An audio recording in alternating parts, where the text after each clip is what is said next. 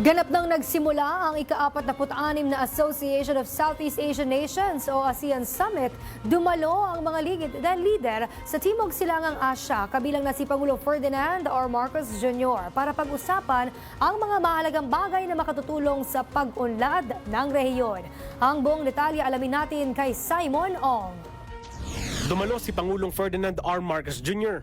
sa 46 ASEAN Summit and related summits na isinagawa sa Kuala Lumpur Convention Center sa Kuala Lumpur, Malaysia. Mainit siyang sinalubong ng Malaysian government sa pangunguna ni Prime Minister Anwar Ibrahim. Isinagawa rin ang ASEAN Handshake sa pagitan ng mga lider ng bawat bansa. Sa plenary session, giniit ni Pangulong Marcos Jr. ang agarang adaptation ng legally binding Code of Conduct sa South China Sea. Ayon sa Pangulo, mahalaga ito upang matiyak ang seguridad, maritime rights at stability sa karagatan. Mababatid na nitong nakaraang linggo lang ay binomba ng tubig ng China Coast Guard ang dalawang vessels ng Bureau of Fisheries and Aquatic Resources na magsasagawa lang sana ng marine scientific missions sa Pag-asa K2 o Sandy K. Tinalakay din ng Pangulo ang mga salik kagaya ng climate change, economic volatility at transnational crimes.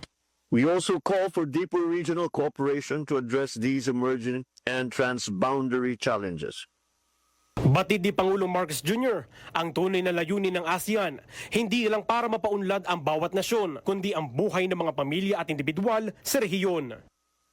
ASEAN has always been an outward-looking community, guided and anchored by a common set of values, our love for peace and concern for the welfare of our peoples.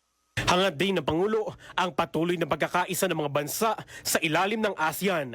Let us therefore continue engaging our partners not merely to expand networks, but to uphold and project the values that define ASEAN: peace, inclusivity, and shared progress. Binigandiin din ng Pangulo ang kanyang suporta sa kasalukuyang chairmanship ng gobyerno ng Malaysia. Samantala, kinalala sa naturang summit ng ASEAN Youth mula sa iba't ibang bansa. Ganyan din ang kanilang papel at para sa pagbabago ng hinaharap ng rehiyon. Para sa totoong balita sa Bagong Pilipinas, Simon Ong, Congress News.